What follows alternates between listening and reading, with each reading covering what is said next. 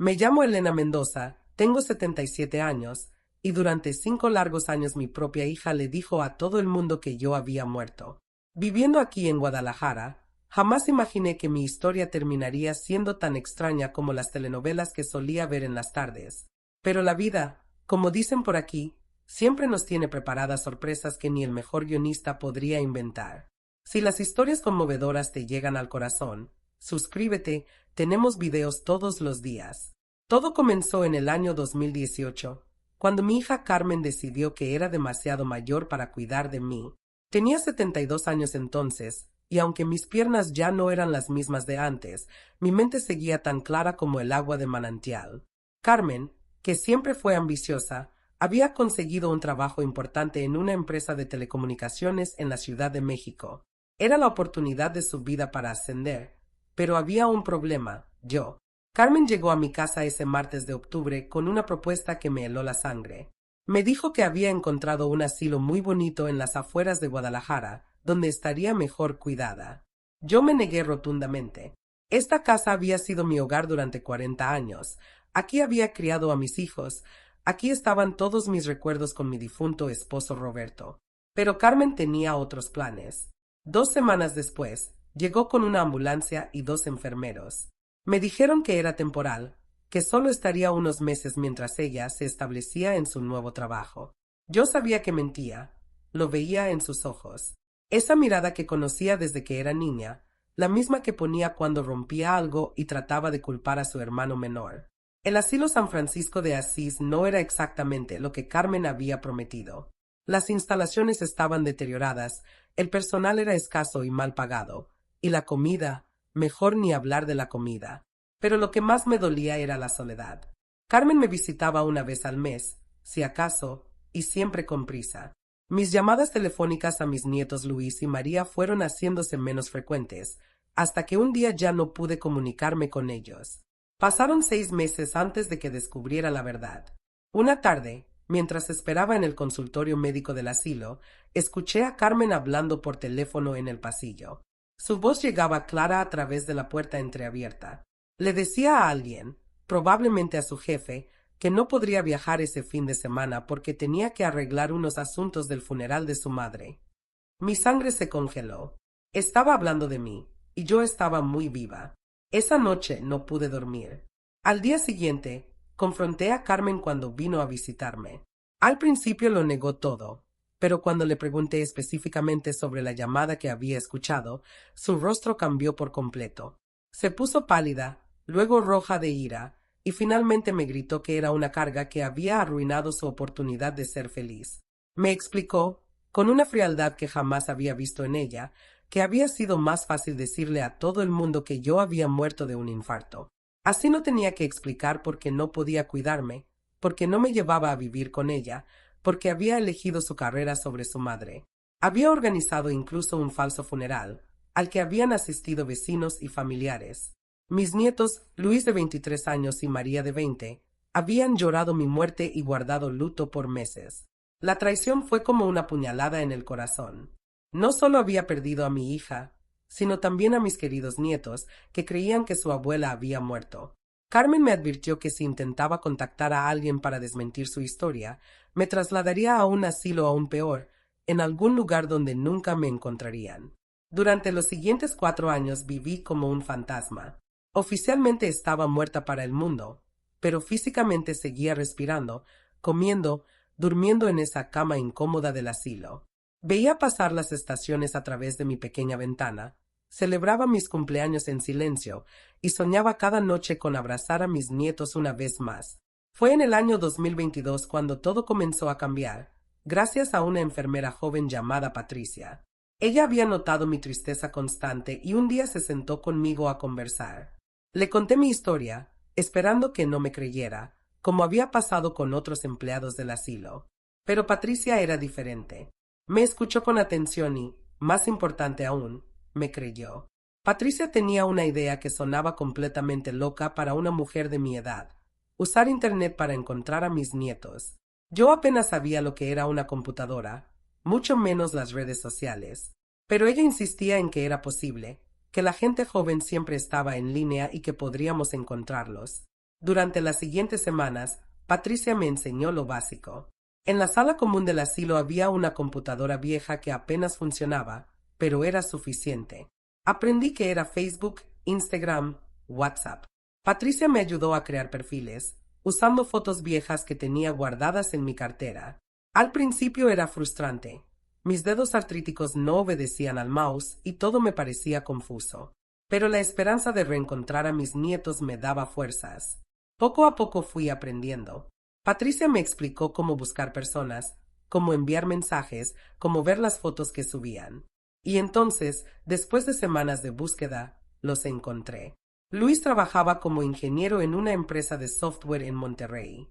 Su perfil de Facebook estaba lleno de fotos de su trabajo, sus amigos, pero también había algo que me partió el corazón. Varias publicaciones donde mencionaba cuánto extrañaba a su abuela Elena. En una foto del Día de Muertos del año anterior, había puesto mi fotografía en un altar casero con la leyenda, siempre en mi corazón, abuela. María se había convertido en maestra de primaria aquí en Guadalajara, muy cerca de donde yo estaba. Sus publicaciones también mostraban una joven alegre, pero con una tristeza profunda cada vez que se acercaban las fechas importantes. En el aniversario de mi supuesta muerte, había escrito un mensaje largo recordando nuestras tardes juntas haciendo tortillas y viendo telenovelas. El momento de la verdad llegó un domingo por la tarde. Patricia me ayudó a escribir un mensaje desde mi perfil de Facebook dirigido a Luis. Era simple pero directo. Hola, mi querido nieto. Sé que esto te va a sorprender mucho, pero soy tu abuela Elena. Estoy viva y necesito hablar contigo urgentemente. La respuesta llegó apenas 20 minutos después. Luis había visto el mensaje y estaba en shock completo. Al principio pensó que era una broma cruel o algún tipo de estafa, pero cuando le envié detalles específicos que solo su abuela podría saber, como la cicatriz en su rodilla izquierda que se hizo cuando tenía 8 años al caerse de su bicicleta, o cómo le gustaba que le preparara quesadillas con extra queso para el desayuno, supo que era realmente yo. La videollamada que hicimos esa noche fue el momento más emotivo de los últimos 5 años. Ver la cara de mi nieto, ya hecho todo un hombre, llorando de alegría y confusión al mismo tiempo, me devolvió la vida que creía haber perdido para siempre. Luis no podía creer que su madre hubiera sido capaz de semejante engaño. Inmediatamente contactó a María, y al día siguiente ella vino directamente al asilo. La escena de nuestro reencuentro fue digna de película. María entró corriendo a mi habitación y se lanzó a mis brazos como cuando era pequeña. Lloramos juntas durante horas, entre preguntas, explicaciones y mil «no puedo creer que estés viva, abuela». Mis nietos estaban furiosos con Carmen, pero también confundidos. No entendían cómo su madre había sido capaz de mantener semejante mentira durante tanto tiempo. Luis me contó que Carmen había organizado todo de manera muy convincente. Había mostrado un certificado de defunción falso, había hecho los arreglos para un funeral al que ellos asistieron con el corazón roto, e incluso había vendido mi casa diciéndoles que necesitaba el dinero para pagar mis deudas médicas. La confrontación con Carmen fue inevitable. Luis la llamó y le dijo que necesitaban hablar urgentemente sobre algo relacionado conmigo. Cuando Carmen llegó a la casa de María, no esperaba encontrar a su madre supuestamente muerta sentada en la sala, tomándote como si nada hubiera pasado. Su reacción fue exactamente lo que esperaba. Primero shock, luego negación, después ira y finalmente una justificación desesperada de sus acciones. Carmen gritó que había hecho lo mejor para todos, que yo era una carga, que su carrera era importante, que no tenía otra opción. Pero sus argumentos sonaban huecos frente a la realidad de lo que había hecho. Luis y María le dieron un ultimátum. O me sacaba inmediatamente del asilo y se hacía responsable de las consecuencias de sus mentiras, o ellos tomarían acciones legales. Carmen, que siempre había sido calculadora, se dio cuenta de que su engaño podría costarle no solo su trabajo, sino también enfrentar cargos criminales por fraude y abandono de persona mayor. La solución que encontramos fue mejor de lo que había soñado. María, que vivía sola en un departamento amplio, me propuso irme a vivir con ella. Luis, desde Monterrey, prometió contribuir económicamente y visitarnos regularmente. Carmen tendría que devolver el dinero de la venta de mi casa y asumir los gastos médicos que había evadido durante todos estos años. El proceso de resucitar oficialmente fue complicado.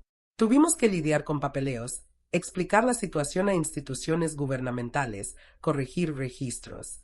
Algunas personas del vecindario pensaron que estaban viendo un fantasma cuando comencé a aparecer de nuevo en las calles de mi barrio.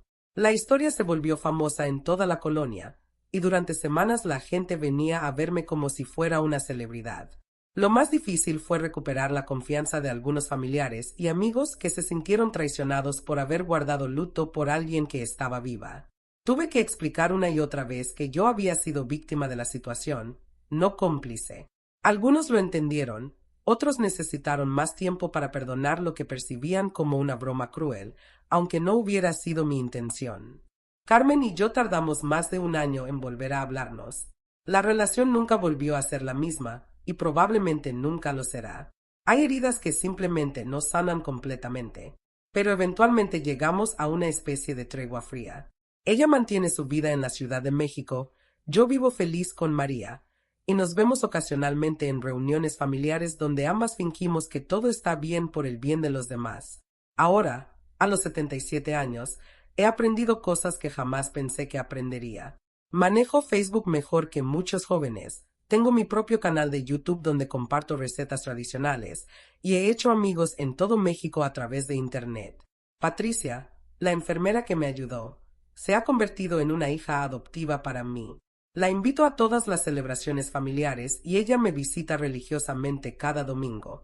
Los nietos que recuperé me han dado una nueva razón para vivir. Luis se casó el año pasado y su esposa, Andrea, me trata como a la abuela que nunca tuvo. María está comprometida con un maestro maravilloso llamado Diego, que cocina casi tan bien como yo. Estoy esperando con ansia ser bisabuela y poder compartir con una nueva generación todas las historias y tradiciones que estuve a punto de llevarme a la tumba. Esta experiencia me enseñó que la tecnología, que tanto me intimidaba, puede ser un puente poderoso entre las personas. También aprendí que la familia no siempre está definida por la sangre, sino por el amor y la lealtad. Patricia, mis nuevos amigos del Internet, e incluso algunos compañeros del asilo que ahora visito regularmente, se han convertido en mi familia elegida. Carmen sigue trabajando en su empresa de telecomunicaciones. Según Luis, le va bien profesionalmente, pero personalmente está sola. Nunca se casó, no tiene hijos, y las pocas amistades que tenía se alejaron cuando se enteraron de lo que había hecho conmigo. A veces me pregunto si valió la pena para ella, si esos 5 años de libertad compensaron perderse tantos momentos familiares importantes. Mi casa original nunca la recuperé. Carmen la había vendido a una familia joven que no tenía la culpa de nada.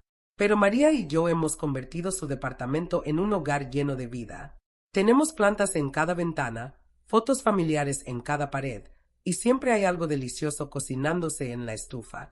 Los domingos organizamos comidas familiares donde vienen Luis con Andrea, algunos vecinos, Patricia y cualquiera que necesite un lugar donde sentirse querido. La historia de mi resurrección se volvió tan conocida en Guadalajara que hasta salió en el periódico local.